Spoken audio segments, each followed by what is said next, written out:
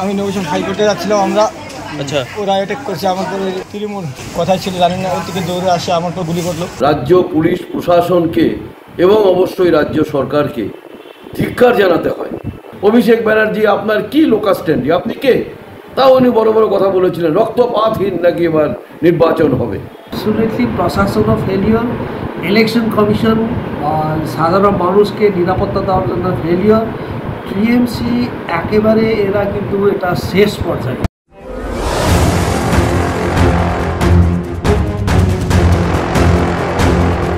পঞ্চায়েত নির্বাচনের মনোনয়ন জমা করার শেষ দিনে রীতিমতো অগ্নিগর্ভ হয়ে উঠল উত্তর দিনাজপুর জেলার চোপড়া এলাকা। বৃহস্পতিবার চোপড়াতে বাম কংগ্রেস জোটের মিছিলে হামলার অভিযোগ উঠেছে। আর এই হামলার জেরে গুলিবিদ্ধ হয়েছেন 3 জন। তাদের মধ্যে ইতিমধ্যে একজনের মৃত্যুর ঘটনা সামনে উঠে আসছে।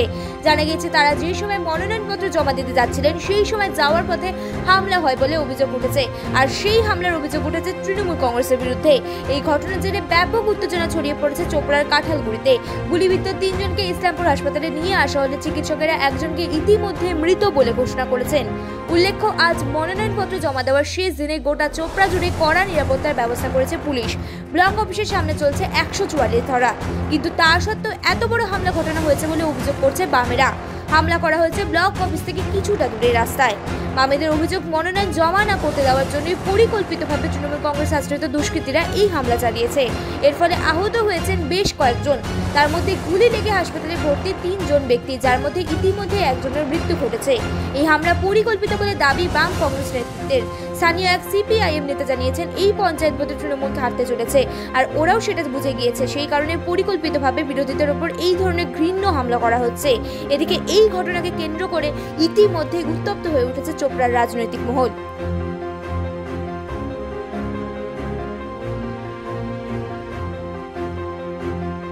আমি নবীন ফাইল করতে যাচ্ছিলাম আমরা। আচ্ছা, ওরা অ্যাটাক করছে আমার পরে, তৃণমূল কি করতে যাচ্ছিল?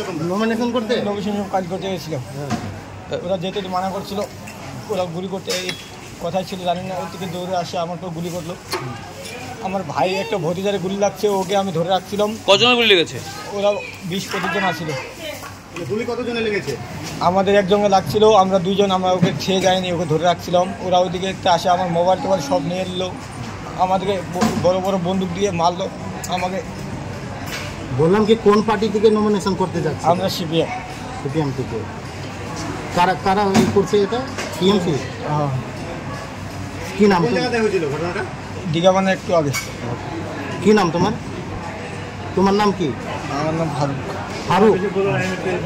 এগুলো হচ্ছে নমিনেশন ফাইল করতে আসতেছিল, রাস্তায় হচ্ছে হামিদুলের বাড়ির সামনে, ওইখানে তাদেরকে অ্যাটাক করে বন্দুক চালিয়েছে, গুলি চালিয়েছে। সেখানে প্রায় কতজন ইনজিওর্ড হয়েছে আমি এখনও ঠিক মতো। আমরা তো এই আশঙ্কাটা ছিলই, এই শাসক দলের মদতে যেভাবে সন্ত্রাস করা হচ্ছে, এই সন্ত্রাস কিন্তু মানে বলছিল কি না ঠিক আছে, ইলেকশন কমিশন ঠিকঠাক করে, আমরা আশঙ্কা ছিল বলেই আমরা বলেছিলাম কি নিরাপত্তা দরকার। বারে বারে এবং মাননীয় হাইকোর্টও বলেছিল নিরাপত্তা দিতে হবে। কিন্তু আজকে দেখেন অ্যাবসলিউটলি প্রশাসন ফেলিওর, ইলেকশন কমিশন সাধারণ মানুষকে নিরাপত্তা দেওয়ার জন্য ফেলিওর, টিএমসি একেবারে এরা কিন্তু এটা শেষ পর্যায়ে। যেভাবে এরা টেরর করার চেষ্টা করছে, জনগণ যেভাবে একবদ্ধ হয়েছে সেটাকে দেখেই ওরা পাগলের মতন এরা হয়েছে। আমরা ধিক্কার জানাচ্ছি এইরকম ঘটনা, কি মানুষের ডেমোক্রেটিক রাইটকে এইভাবে অ্যাটাক করা, মানুষকে খুন করবে কোনো দিন? এটা আমরা একটা স্বাধীন দেশে বাস করি। একটা পঞ্চায়েত বলছে যে একদম নিম্ন স্তরের মানুষের মানে নিম্ন স্তরের হচ্ছে তার গভর্নমেন্ট, সেখানে হচ্ছে তার ডেমোক্রেটিক রাইট আছে। এটাকে খর্ব করার জন্য হচ্ছে এই টিএমসি এই যে জায়গাতে যাচ্ছে, এটা মানে খুবই ভয়ানক জায়গা। আমরা কমিউনিস্ট পার্টি হিসাবে, আমরা সিপিএম হিসাবে এটা নক্কার জানাচ্ছি এবং হচ্ছে তার প্রতিবাদে আজকেও আমাদের মিছিলও হবে এবং হচ্ছে সর্বত্র তার প্রতিবাদ হবে। রাজ্য নির্বাচন কমিশন, রাজ্য নির্বাচন কমিশনার, রাজ্য পুলিশ প্রশাসনকে এবং অবশ্যই রাজ্য সরকারকে ধিক্কার জানাতে হয়। একটা পঞ্চায়েত নির্বাচন হচ্ছে, আমরা আগের থেকেই আশঙ্কা করেছিলাম এই পঞ্চায়েত নির্বাচনে যেহেতু বাংলার মানুষ হচ্ছে তৃণমূল কংগ্রেসের বিরুদ্ধে এখন সোচ্চার। তাই এই পঞ্চায়েত নির্বাচনকে আরেকবার জবরদখলের নির্বাচনে এরা পরিণত করবে এই আশঙ্কা আমাদের ছিলই, এবং আমরা এটা আগাম সর্বত্র আমরা বলেছি। চোপড়ায় যা হলো সেটা হচ্ছে আরও কয়েকটি জায়গাতে যে ঘটনা ঘটছে তারই একটা প্রতিফলন। বিরোধীদেরকে মনোনয়নপত্র দাখিল করতে দেওয়া হবে না। এই যে যুবরাজ ভাইপো সেসব নবজোয়ার যাত্রা করলো, কত বড় বড় কথা বললো যে কেউ মনোনয়নপত্র দাখিল করতে না পারলে আমাকে বলুন।